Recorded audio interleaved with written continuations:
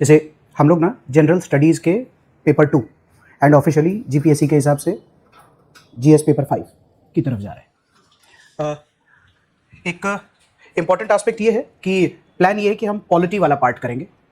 बच्चों से ही सीखा है मैंने कि जब ये सब टॉपिक्स देखते हैं ये तो आता है, प्रीलिम के हिसाब से नहीं बात हो रही, मेंस के हिसाब से बात हो रही। कैसे आता है बता, अभी रीजनेबलनेस को कैसे करेगा आदमी लिख के, और वो है मैं श्योर हूँ। इसलिए मल्टी फंक्शनल रोल में तो पूरे पार्लियामेंट में आपको दिमाग लगाना पड़ेगा। आदमी लोग, सदन उसका हेड, वर्किंग और क्या क्या पावर है, तब करते करते सोचते हैं तो आपके मेंस के कोर्स की तैयारी होती है। जैसे घर जाके नोट्स बनाओगे ना फेडरल, तो छोटा छोटा करके भी 7 लिख लेंगे, छोटा छोटा करके भी 14 लिख लेंगे, इन सब बात साहब का नाम लिख, मतलब एक पेज अगर बना लेना आगे और पीछे करके, तो बोले बता कौन सा फेडरलिज्म पे क्वेश्चन पूछना, मैं बताता हूँ तेरे को। जैसे एक बार कोर्स में वापस लौटेंगे ना तो आपको दिखेगा कि हाँ ऐसे हेड्स करते करते अगर मैं इस चीज़ को पढ़ना शुरू करूँ, एक तो आने भी ज़्यादा लगेगा, खुद को भी समझ आएगा कि कैसे कैसे चीज़ों को उठाओ, आंसर में भी स्ट्रक्चर दिखेगा, पढ़ने का भी तरीका ठीक होगा, नोट मेकिंग भी ठीक होगा, होपफुली मार्क्स भी ज़्यादा आएंगे।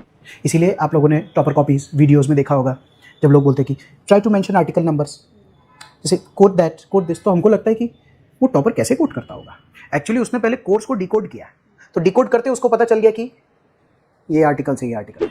If it shortens the course और not is another story all together. At least structured तो हो जाता है ना हमारा पढ़ने का तरीका। तो क्या है कि 5 क्वेश्चन अगर इसमें से बनते हैं ओवरऑल, तो 5 क्वेश्चन में से भगवान करे 5 अपने ठीक से आंसर करें, बट उस केस में अगर 3 या 4 भी ठीक से आंसर होते तो ओवरऑल इतने सारे क्वेश्चंस में से हमारे टॉप 4 क्वेश्चंस अगर पॉलिटी में से निकल के आ जाते तो कॉस्ट बेनिफिट हाई इसीलिए है क्योंकि इसके अगले टॉपिक्स गवर्नेंस और सोशल जस्टिस है, थोड़ा ओपन एंडेड रहता है।